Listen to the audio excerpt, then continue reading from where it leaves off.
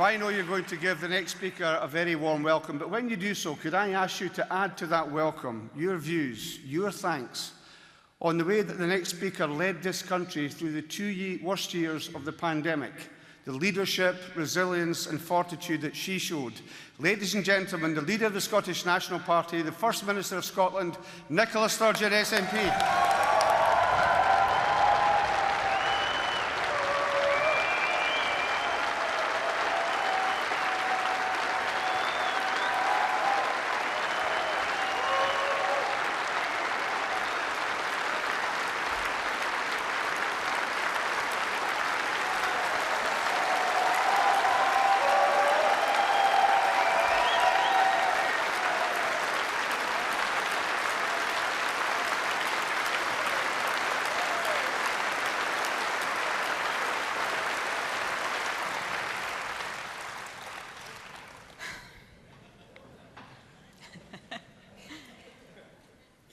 My friends, it is so good to be speaking at conference in person again, rather than just virtually.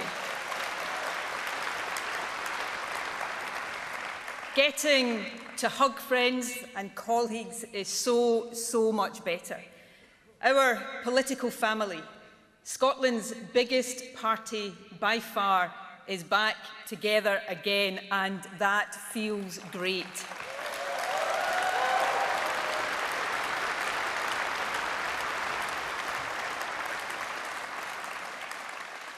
Now, the only downside of not being on Zoom is having to trade my slippers for these heels. But I suppose I can't have absolutely everything. Of course, it is always good to be here in Aberdeen, especially now that the SNP is once again leading this great city.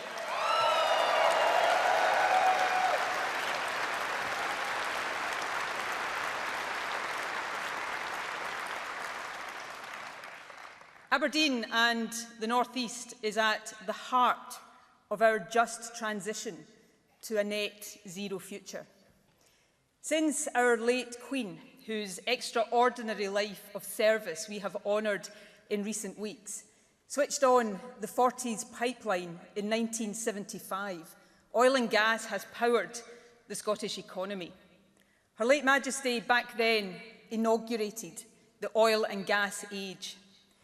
As we move now, in so many ways, into a new era, we have a duty to repay all those who work in that industry.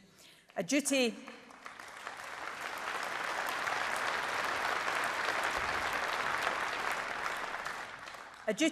to support them into new jobs in green energy, an opportunity to usher in the new age of Scottish renewables. Conference, Aberdeen is the oil and gas capital of Europe. Let us resolve today to now make it the net zero capital of the world.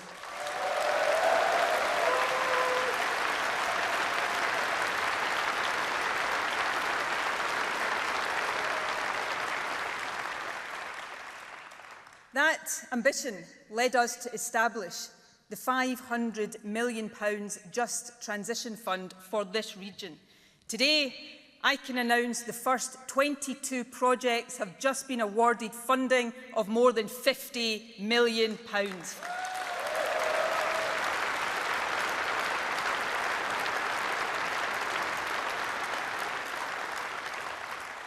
These projects will support the production of green hydrogen, the development of wave and tidal technology, and even pioneer the use of waste from whisky to recycle EV batteries.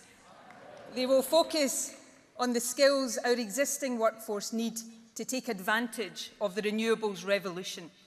Incredible Scottish ingenuity here in the North East, supported by the Scottish Government, developing technologies to tackle the global climate emergency. It is exciting, inspiring stuff, and it is a shining example of what a Scottish Government can do when the powers lie in our hands.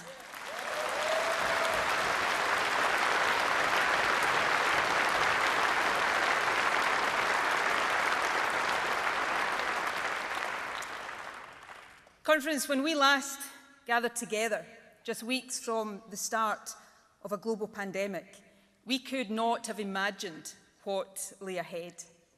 Thankfully, COVID no longer dominates the news or our thoughts quite as much as it did.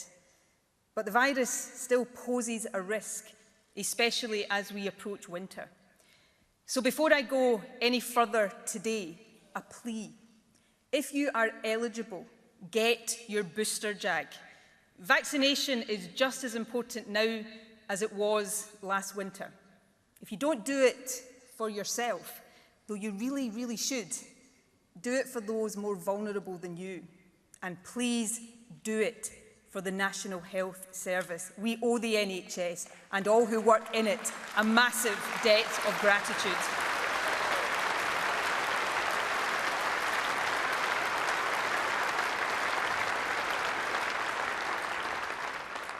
Conference, all of us hoped that when the worst of the pandemic was over, better times would lie ahead.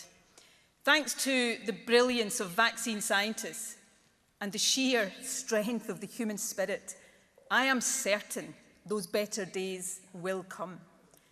But in the midst of a cost of living crisis, it won't surprise you to hear me talk today about the challenges we face and about the massive responsibility of me and my government to help you through it.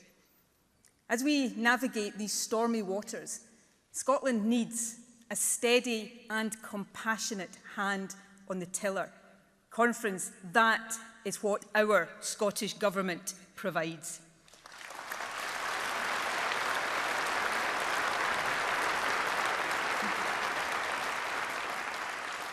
But today, I will also make the case for optimism, for not just accepting the world as it is, but turning our minds and our hearts instead to building a stronger Scotland and playing our part in building a better, fairer world.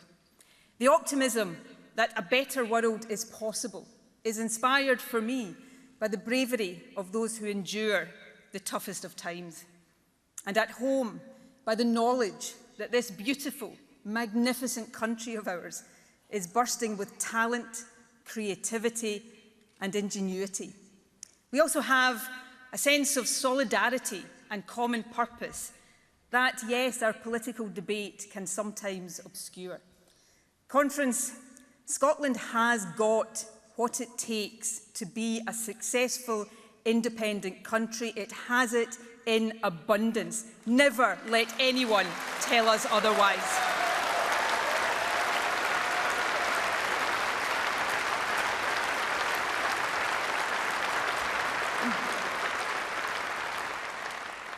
Of course, at this moment, across the world, that better future can be hard to see, eclipsed as it is by significant and profound challenges.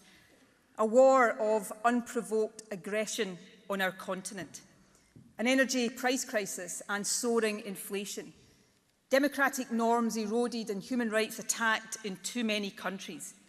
In the face of that, we have a duty to champion progressive values and universal rights. Friends, that is a duty our party will always discharge.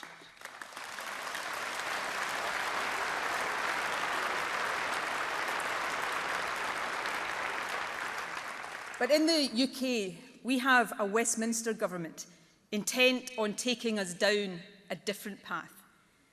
The current Home Secretary, speaking at the Conservative Party conference, said this about asylum seekers.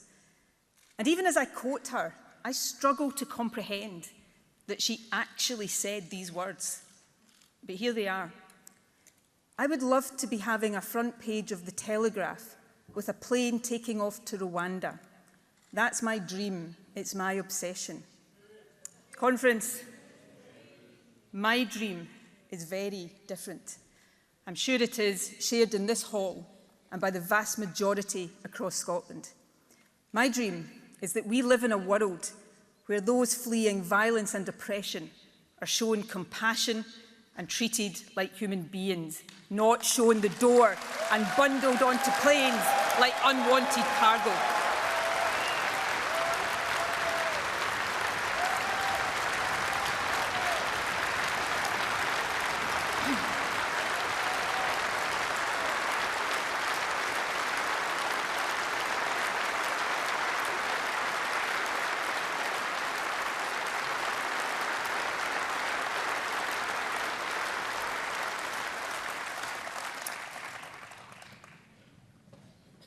Friends, our case for hope and optimism rests above all on our common humanity, compassion, solidarity, love. These values sustained us in the darkest days of the pandemic. They must drive us forward now. Those fighting across the globe for democracy, equality, and human dignity must hear that they are not alone. So let the message go out from us to everyone across the world standing up against tyranny and oppression. We stand with you.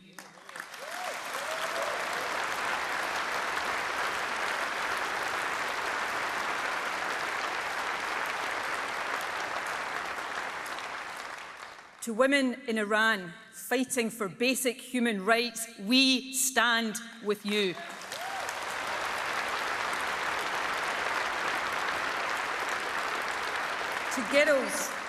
To girls in Afghanistan demanding the right to go to school, we stand with you.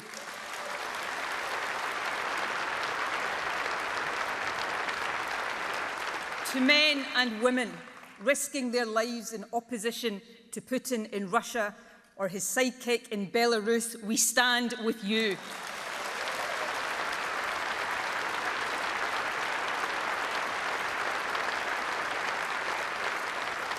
And to the people of Ukraine fighting for your very existence, we stand with you.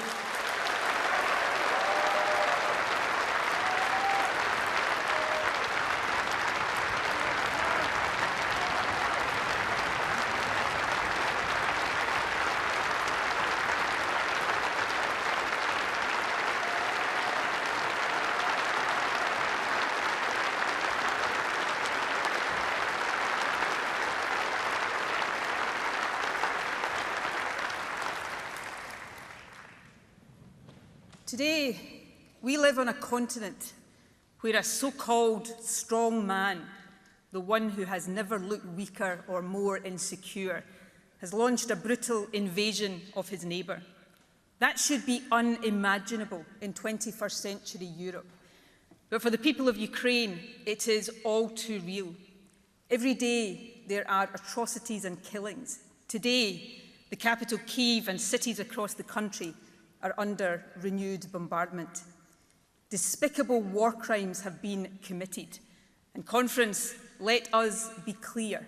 These are war crimes for which Vladimir Putin must be held to account.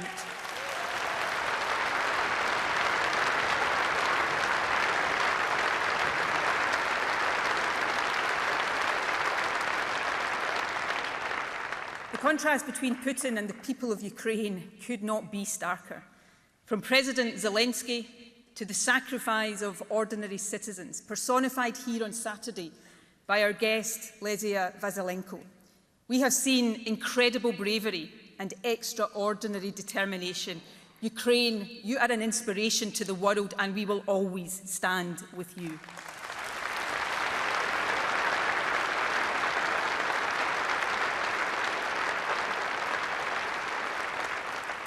Conference, we are not on the front line of this war, but Ukraine's victory in the battle between democracy and tyranny is vital for all of us. The Scottish Government will continue to do everything we can to help. We are helping enforce sanctions and isolate Russia. We have provided funds for vital military equipment, and we have opened Scotland's doors to those displaced. Initially, we committed to welcoming 3,000 people seeking refuge from the war. I am pleased to say that we are now providing safety for more than 20,000.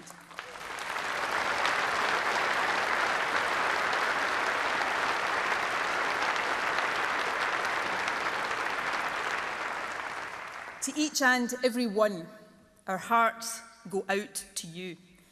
We know you yearn to go home, but for as long as you need a place of sanctuary, be in no doubt, you have a home here in Scotland.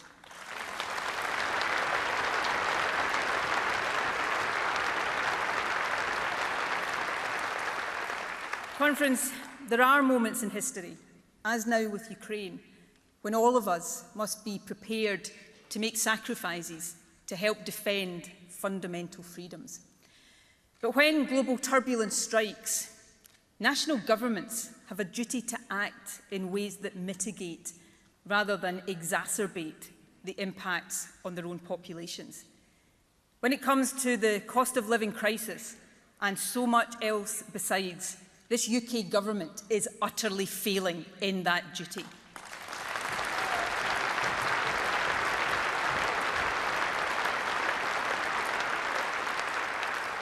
Each and every day, its actions are making matters worse. We last gathered together as a party in October 2019. Back then, the Tories had just elected a new leader. Westminster was in meltdown. A new Prime Minister was driving through a disastrous policy agenda despite warnings of its dire economic impact. And here we are, all over again. Another spin on the Tory misery-go-round.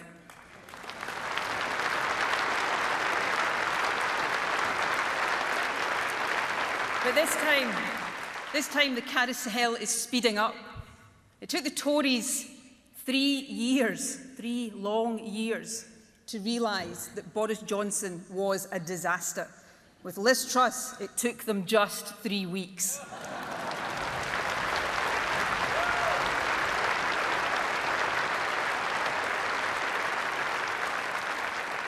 She caused mayhem in the markets with her decision to borrow billions of pounds to fund tax cuts for the richest, borrowing to be repaid by eye-watering austerity cuts and a raid on the incomes of the poorest. It is unconscionable.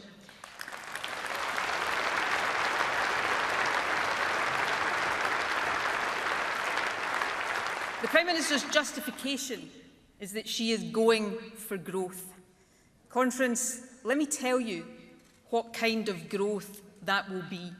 Growth in the gap between rich and poor, growth in the rates of poverty, growth in the pressure on our NHS and other public services, and without any doubt, growth in the deep disgust that the public feel for all of it.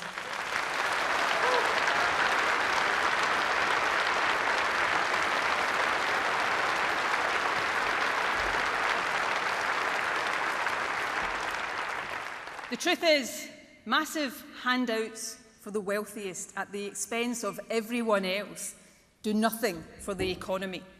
All they do is turbocharge inequality. So let me be clear about this.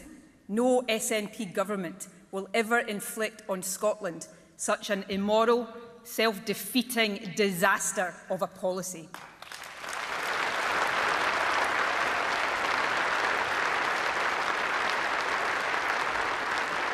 Instead, we will continue to use our powers and resources to help those most in need, and not as an act of charity, but in our collective interest. Conference, here is what I stand for, what we stand for. Not hoping, against all evidence to the contrary, that wealth will suddenly and magically start trickling down, but instead lifting people up so they can contribute their full potential. That is the SNP's founding principle for a stronger economy.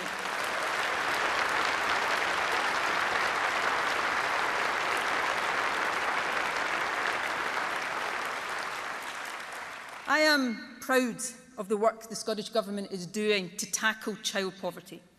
The Scottish child payment is unique in the United Kingdom. It is paid to eligible families with children up to age 6. It started at £10 per week. At conference last year, I announced we would double it to 20. Friends, 5 weeks from today, we will increase it again to £25 a week.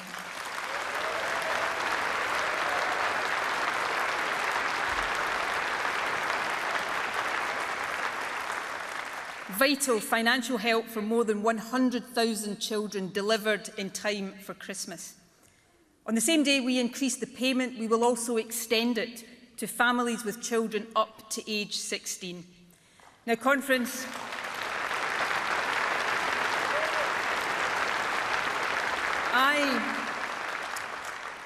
I know I'm a bit biased, but I think that's a sign of a government with the right priorities.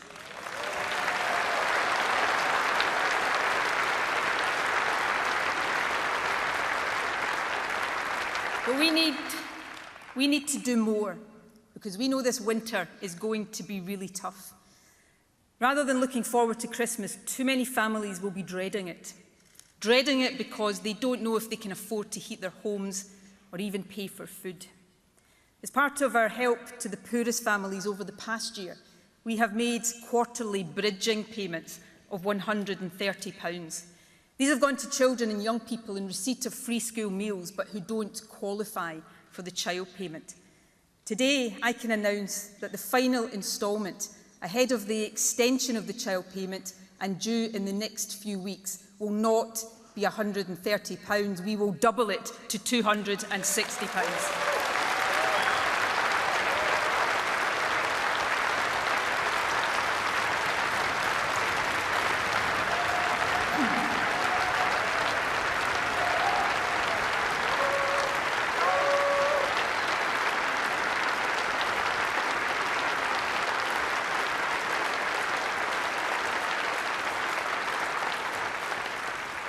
Friends, that will help put food on the Christmas table for families of 145,000 children and young people. Now, I don't pretend it will make all of their worries go away. No government with our limited powers can ever do that. But I do hope this investment of almost £20 million will bring a bit of Christmas cheer to those who need it most.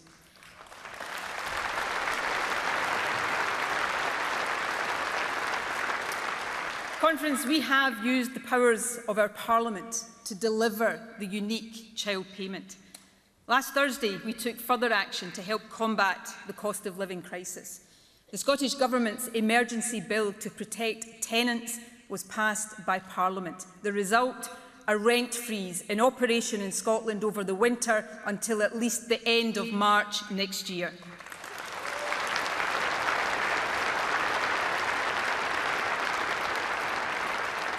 But as we have acted to help those in need, what about the UK Government?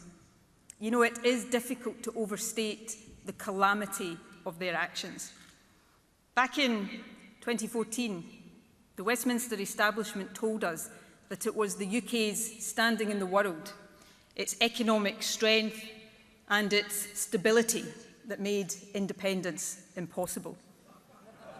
Now they say it's the UK's isolation, its weakness and instability, the very conditions they created, that means change can't happen. As far as Westminster is concerned, it's heads they win and tails we lose, but this time it will not wash.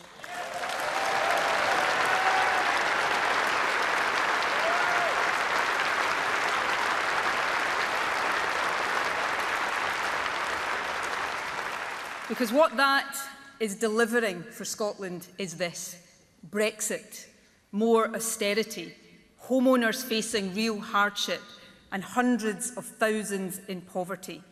Conference, that is not strength and stability, it is chaos and catastrophe.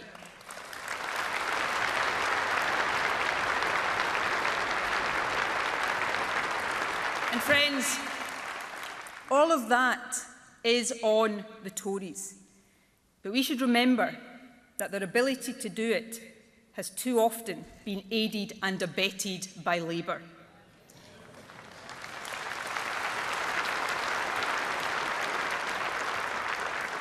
In 2014, Labour joined forces with the Tories. They said then that Westminster Tory government was better for Scotland than self-government, and incredibly, they are doing it all over again. It wasn't easy to understand back then, but given everything that has happened since, it is utterly inexplicable now.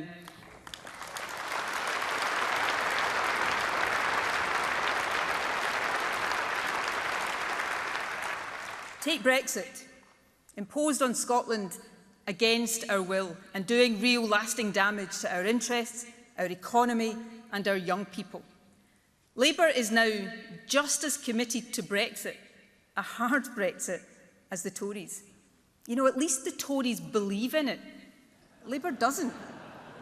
Yet rather than make the principled argument, which they could actually now win in England, they cower away from it. They abandon all principle for fear of upsetting the apple cart. Bluntly, they are willing to chuck Scotland under Boris Johnson's Brexit bus to get the keys to Downing Street. Friends,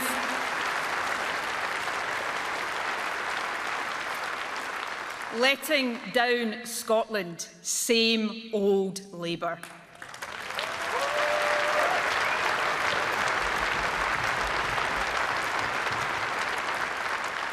For Scotland, there is a fundamental democratic issue here, and it has real-life consequences.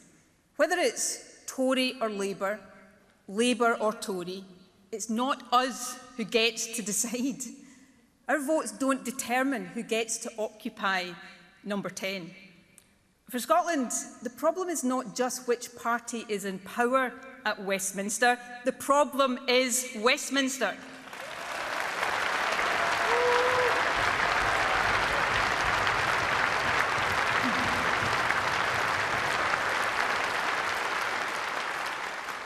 And to fix that, to make sure we get the governments that the largest number of us vote for, always, not just occasionally. For that, my friends, we need Scotland's independence.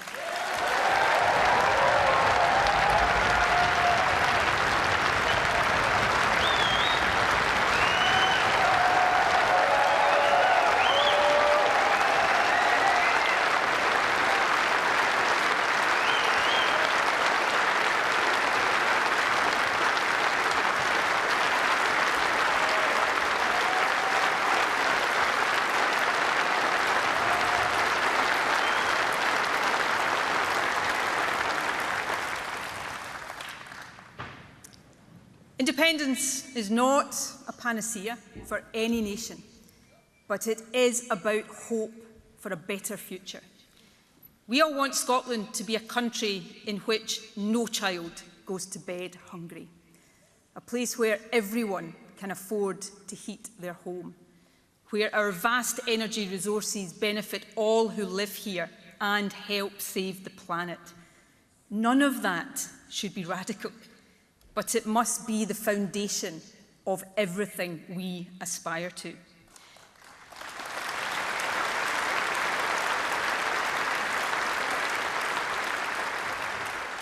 For as long as I am First Minister, and by the way, Conference, I intend that to be for quite some time yet.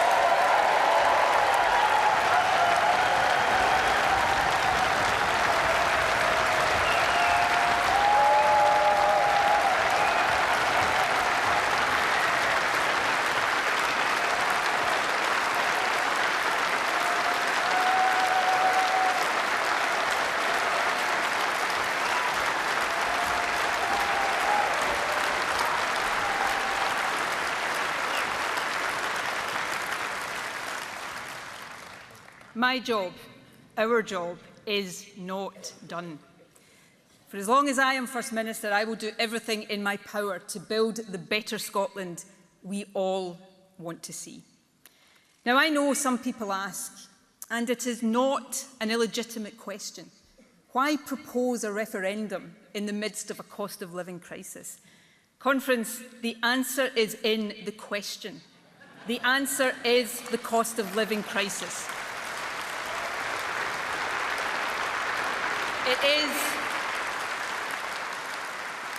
It is the Tory response to it.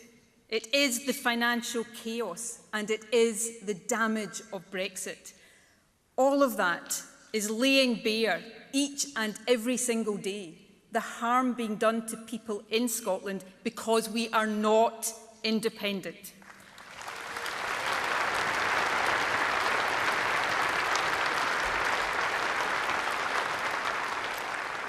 Now, over the next 2 days, the Supreme Court will consider whether the current law allows the Scottish Parliament to legislate for an advisory referendum. If Westminster had any respect at all for Scottish democracy, this court hearing would not be necessary.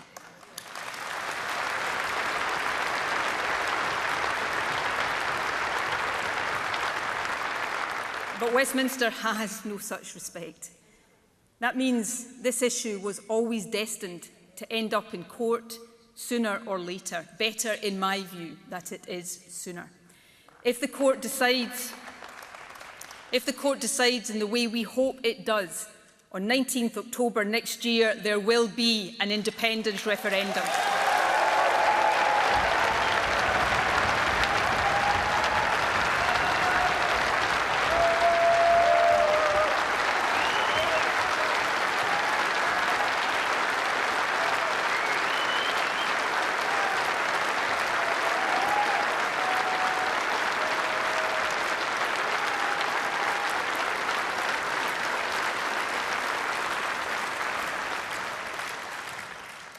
And if the court doesn't decide that way, well, first and obviously, we will respect that judgment. We believe in the rule of law. And as a party and a movement, we will, of course, reflect. But fundamentally, it will leave us with a very simple choice. Put our case for independence to the people in an election, or give up on Scottish democracy. Conference, I don't know about you. Actually, I suspect I do know about you. But I will never, ever give up on Scottish democracy.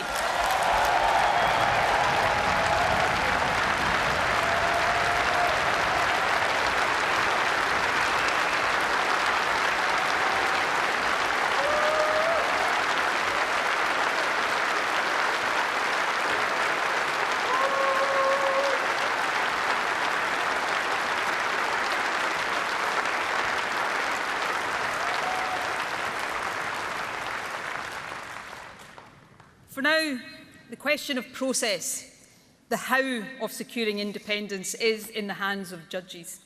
But it is for us to crack on with answering the question, why? Polls last week show that support for independence is rising. But remember, polls are just momentary snapshots in time. They go up and they go down. Much more significant are the findings of the latest British Social Attitude Survey. 10 years ago, support for independence was at 23%. 5 years ago, 45%. Now, in that gold standard measure of public opinion, support for independence stands at 52%.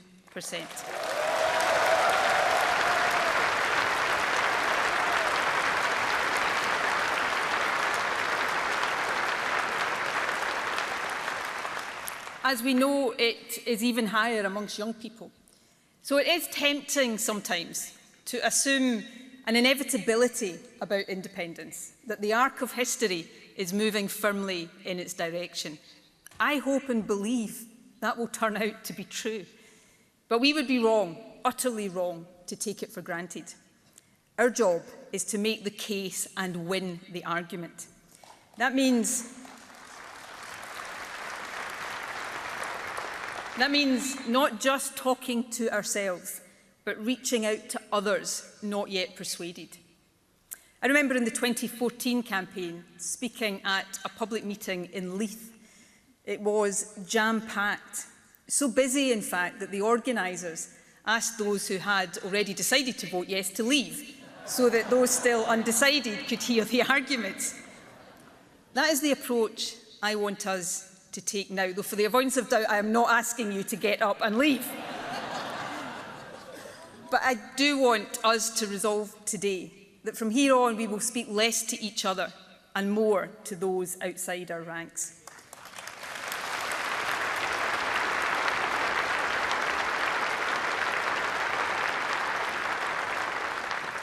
I know that some watching at home right now will never be persuaded to vote yes.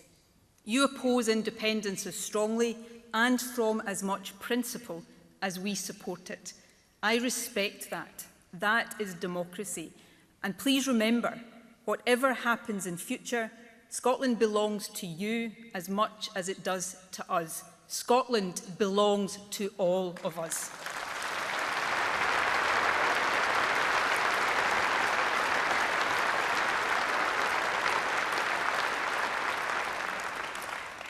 And for those who want to be convinced but still have questions and doubts, it is our job to persuade, reassure and inspire. Conference, one of the great ironies of the independence debate is that so many of the institutions that people associate with Britishness, institutions that have shaped our shared history, like the NHS, a fair social security system, public service broadcasting. The threat to these institutions comes not from an independent Scotland. It comes from UK governments that are dismantling or undermining these institutions.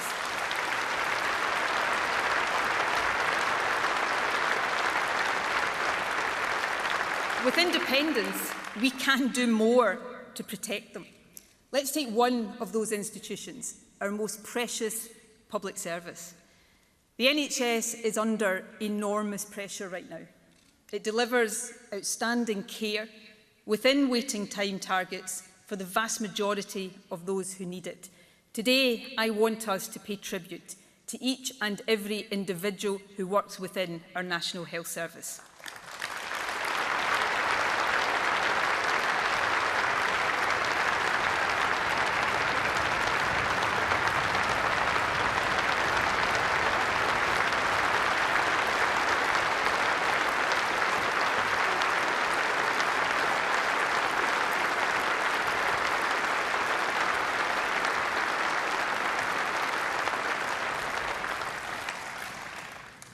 But the pressures on the NHS mean that despite their dedication, too many people are waiting too long.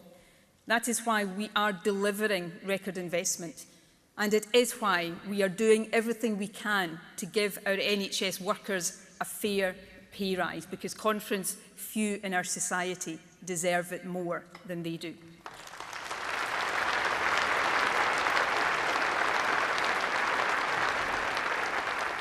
Fast diagnosis and reliable quality healthcare matters whatever your condition, but it is especially important for those with cancer. The best chance of surviving cancer remains early detection and treatment. Over the past year, we have established 3 new fast-track cancer diagnostic centres in Ayrshire and Arran, Dumfries and Galloway and Fife. They have already supported hundreds of patients. More than 1 in 7 were found to have cancer, and around half of them were from the poorest parts of our country. So these centres are helping tackle health inequality too. Conference, fast-track cancer diagnosis centres work. That's why I'm delighted to confirm today that 2 more centres will open next year, one in the Borders and one in Lanarkshire.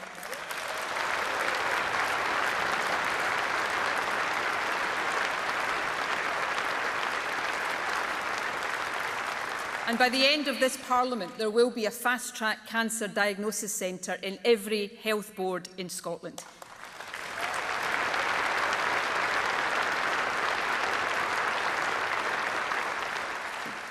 That is just one example of how we are supporting our NHS. That job is the most important our government has right now. Management of the NHS is our responsibility. It is no one else's. But the fact is, our ability to fund it properly depends on decisions taken at Westminster. When they cut our budget or when they crash our economy, that makes it harder for us to protect the health service. And if, as some Tories are now openly arguing, they move away from the very basis on which it was founded and towards an insurance-based alternative, that will destroy our National Health Service. With independence, that will never happen.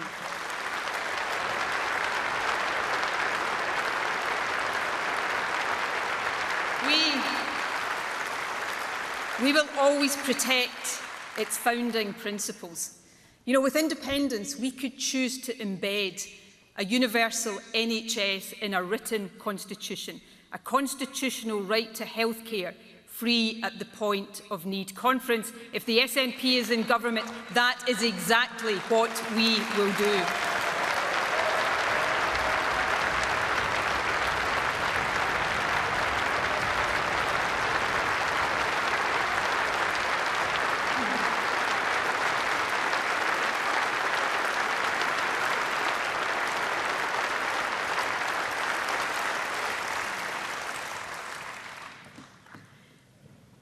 Friends, I know that some see independence as turning our back on the rest of the UK. It is not. It is about recasting our relationship as one of equals. Across these islands, we share history, family connections and friendships. These things matter just as much to supporters of independence as to anyone else. In fact, I am willing to bet that the nations of these islands will work together even better with independence than we do now.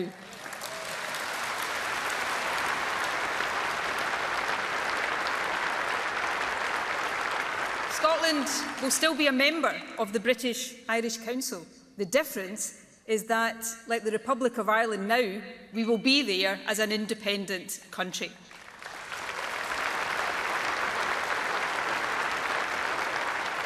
You know, there is a point here that, at first glance, might seem curious. But in my view, it is becoming increasingly true. Independence is actually the best way to protect the partnership on which the United Kingdom was founded, a voluntary partnership of nations.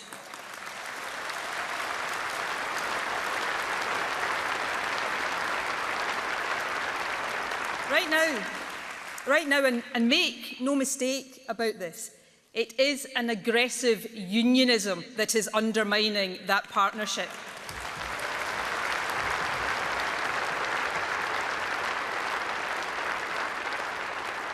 Westminster's denial of Scottish democracy, full frontal attacks on devolution, a basic lack of respect. If there is tension, that is what is causing it. It is, my friends, Scottish independence, a new partnership of the Isles that can renew the whole idea of our nations working together for the common good.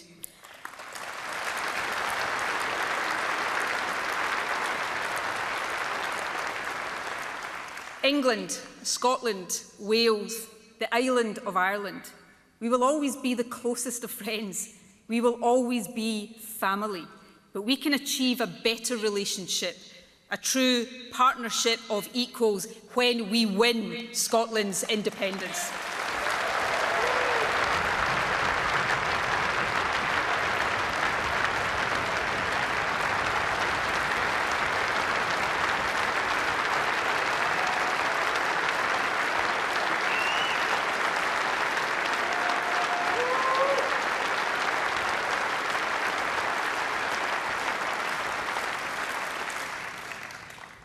Conference, I am well aware that what gives many people most pause for thought on independence is the economy.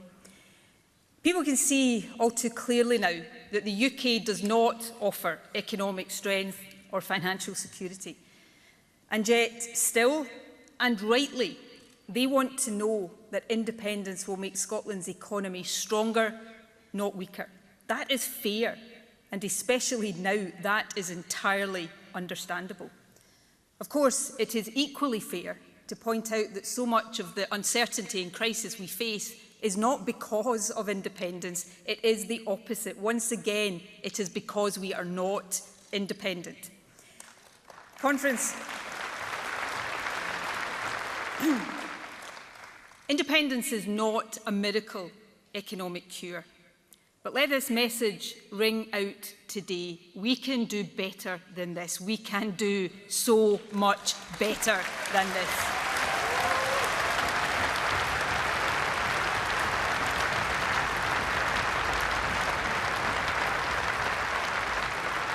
let's remember these three basic facts. First, Scotland is not benefiting right now from the so-called broad shoulders of the United Kingdom. Second, and let there be no doubt about this, we have got everything it takes to be a successful, independent country.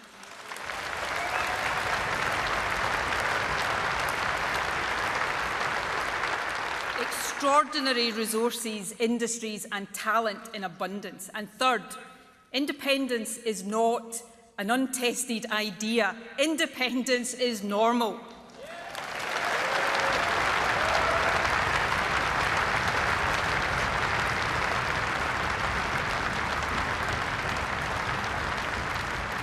For countries of Scotland's size or even smaller, independence is an outstanding success. Earlier this year, the Scottish Government published evidence illustrating that point. Conference, listen now to these facts and then think of the untapped potential Scotland has. Compared to the UK, these other countries with so many similarities to Scotland are wealthier, more equal, they have higher productivity, lower poverty rates, lower child poverty and lower pensioner poverty. They have higher social mobility, they spend more on research and development, they have higher business investment. In short, these countries combine economic dynamism with social solidarity. They are amongst the most successful societies the world has ever known, and it is their success, not a failing UK economy, that Scotland must now aim to match.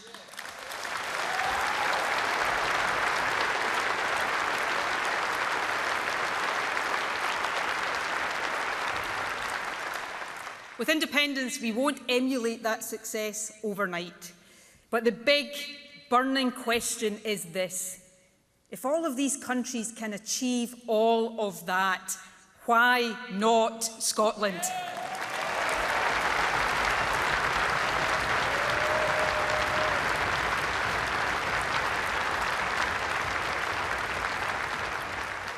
Conference, I can confirm that 1 week today we will publish the next in our Building a New Scotland series of papers. It will make the economic case for independence.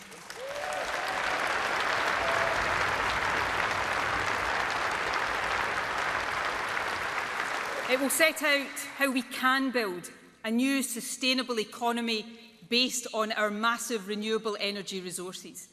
It will show how, in an energy-rich, independent Scotland, we can deliver lower prices and stronger security of supply.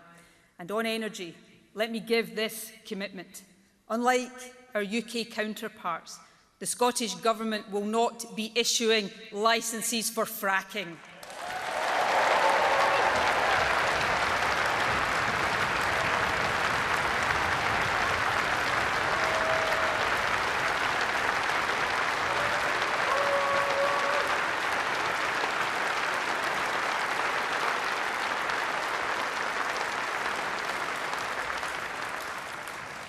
In the economic prospectus, we will set out how, in an independent Scotland, we can secure fair work. We will repeal Westminster's anti-trade union legislation. We will end age discrimination for those on the minimum wage. We will show how businesses can benefit from independence. With EU membership, they'll be back inside the world's biggest single market.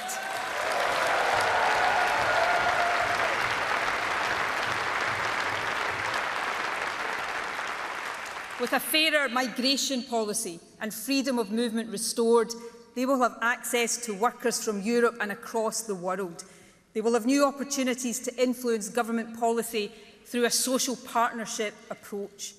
In short, we will show how we can break with the low productivity, high inequality, Brexit-based UK economy and use the full powers of independence to build an inclusive, fair, well-being economy that works for everyone. an economy that works for everyone. That is the prize of independence.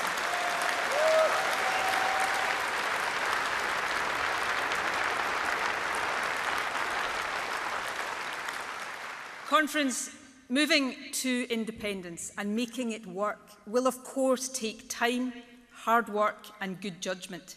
There will be many challenges along the way. Our economic prospectus will be clear on these too. If the past 3 weeks have taught us anything, it is that a country's fiscal and monetary policy must be sustainable and command confidence. We will not shy away from that. Our approach to borrowing with the new powers of independence will be responsible and for a purpose. Let me give one example of that. A central proposal in the paper we will publish next week. We propose to invest remaining oil revenues and use our borrowing powers, not to cut tax for the richest, but to set up an independence investment fund.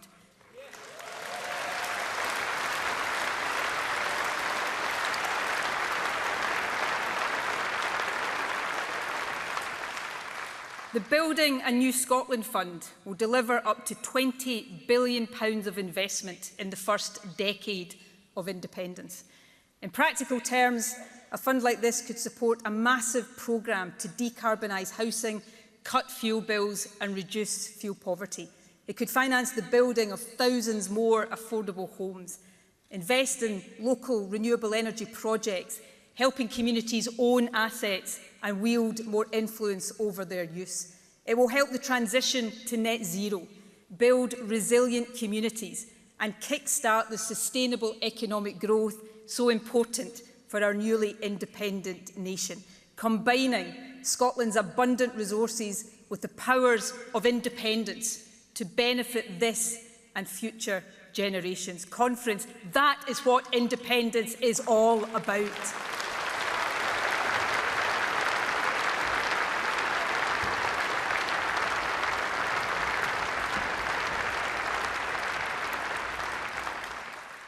My friends, a week ago, one of the most famous men in the history of the independence movement, Ian Hamilton, died at the ripe old age of 97.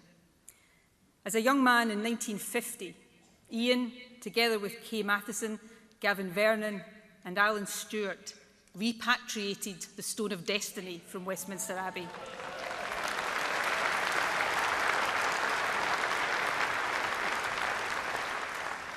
Ian once called it an absolutely splendid adventure.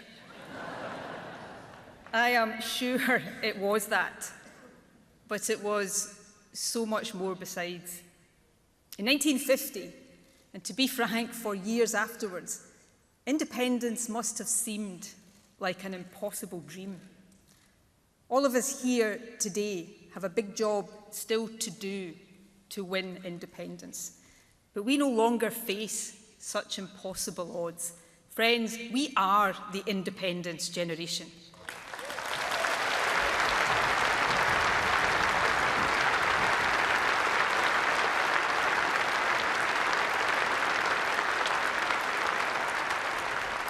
We are the inheritors of the cause kept alive by Ian Hamilton and his generation.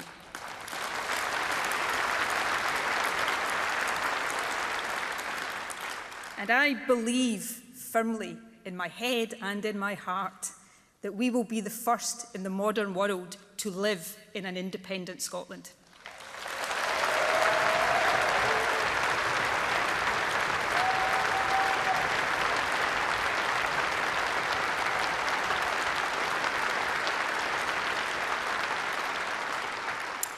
Let me tell you why I say that.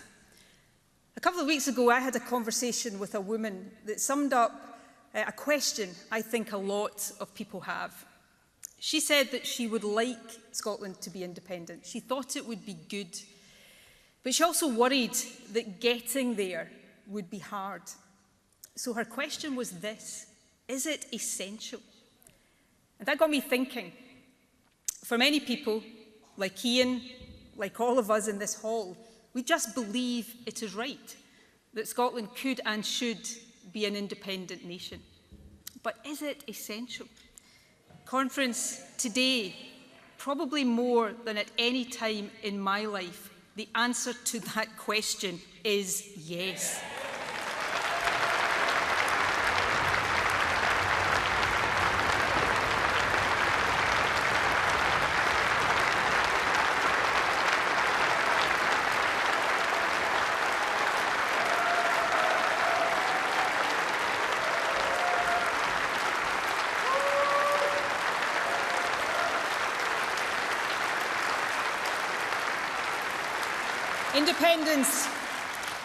Independence is essential.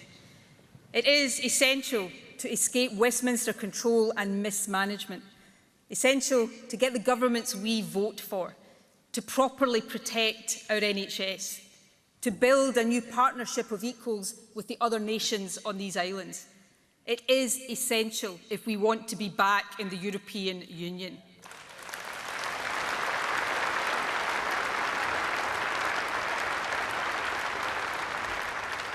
And it is essential if we want the people who live here to determine the future of this extraordinary country, the country that always tugs at our heartstrings, the country that we all care so much about.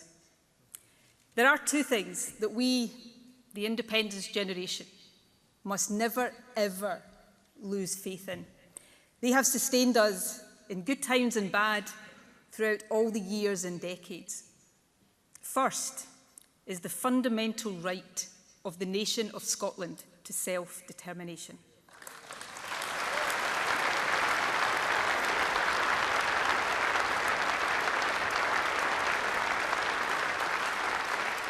And the second is what history teaches us, and that is the overwhelming power of democracy to triumph.